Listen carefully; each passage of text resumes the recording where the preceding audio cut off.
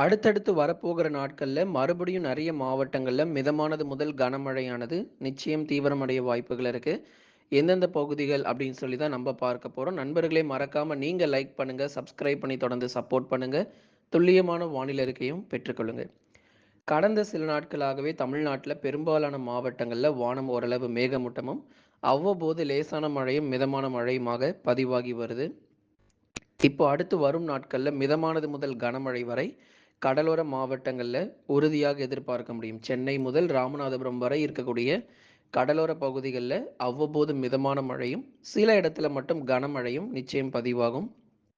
தாழ்வு பகுதி பொறுத்தவரைக்கும் தாழ்வு மண்டலமாக வலுப்பெற்று மிக கடுமையான மழை பொழிவை ஏற்படுத்தியிருக்கு. விசாகப்பட்டினம், ஸ்ரீகாகுளம் போன்ற பகுதிகள், அதுக்கப்புறம் ஒரிசா மாநிலங்கள்ல மிக மிக கடுமையான மழை பொழிவை ஏற்படுத்தியிருக்கு. அது மட்டும் இல்ல, சத்தீஸ்கர் பகுதிகளிலும் ரொம்ப ரொம்ப கடுமையான மழை பொழிவுகள்.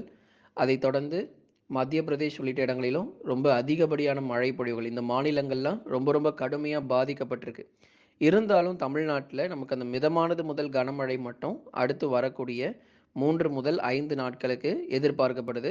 அதுல கனமழை பொறுத்தவரைக்கும் கடலோர மாவட்டத்துல கண்டிப்பா நம்ம எதிர்பார்க்க முடியும். ஏன்னா கடலோர மாவட்டத்தில் இருக்கக்கூடிய சென்னை, திருவள்ளூர், காஞ்சிபுரம், செங்கல்பட்டு, விழுப்புரம், கடலூர், புதுச்சேரி மற்றும் காரைக்கால், டெல்டா மாவட்டத்தில் இருக்கக்கூடிய கடலோர பகுதிகள் நாகை, திருவாரூர், தஞ்சாவூர், புதுக்கோட்டை இது போன்ற கடலோர மற்றும் கடலொட்டிய பகுதிகள், மயிலாடுதுறை போன்ற மாவட்டங்களிலும் விட்டு விட்டு அவ்வப்போது சில நேரங்கள்ல மிதமான மழையானது கண்டிப்பாக எதிர்பார்க்கலாம்.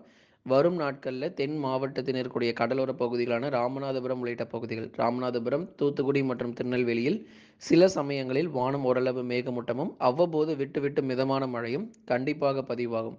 அதுக்கப்புறமா உள் மாவட்டங்கள் எடுத்துக்கிட்டோம் அப்படின்னா, சேலம் மாவட்டத்தில சில நேரங்கள்ல நமக்கு மழை பொழிய வாய்ப்பு இருக்கு. அதிலும் சேலம் மாவட்டத்தினுடைய மேற்கு பகுதிகள், மேட்டூர் இது போன்ற பகுதிகள்லாம் விட்டு விட்டு அவ்வப்போது நமக்கு மழை கிடைக்கும். சேலம், ஈரோடு மற்றும் திருப்பூர் மாவட்டங்களில் அநேக நேரங்கள் வானம் ஓரளவு மேகமூட்டம். மாலை அல்லது இரவு நேரங்கள், பெரும்பாலும் இரவு நேரங்கள்ல நமக்கு விட்டு விட்டு மிதமான மழையானது பதிவாகும். கிருஷ்ணகிரி, தருமபுரி, வேலூர், திருப்பத்தூர், ராணிப்பேட்டை, திருவண்ணாமலையில் அநேக நேரங்கள் வானம் ஓரளவு மேகமூட்டமும், மழை பகுதியாக மிதமான மழையும், ஏதேனும் ஒரு சில இடங்கள்ல மட்டும் உள் மாவட்டங்களிலும் எதிர்பார்க்கப்படுது. ஏன்னா அடுத்து வரக்கூடிய 5 நாட்களும் பகுதியாகவே இந்த மழையானது பதிவாகும். எல்லா இடங்களுக்குமே நமக்கு ஒரே நேரத்துல தமிழ்நாடு முழுவதுமாகவே கனமழையானது நிச்சயமா கொட்டி தீர்க்க போறது கிடையாது.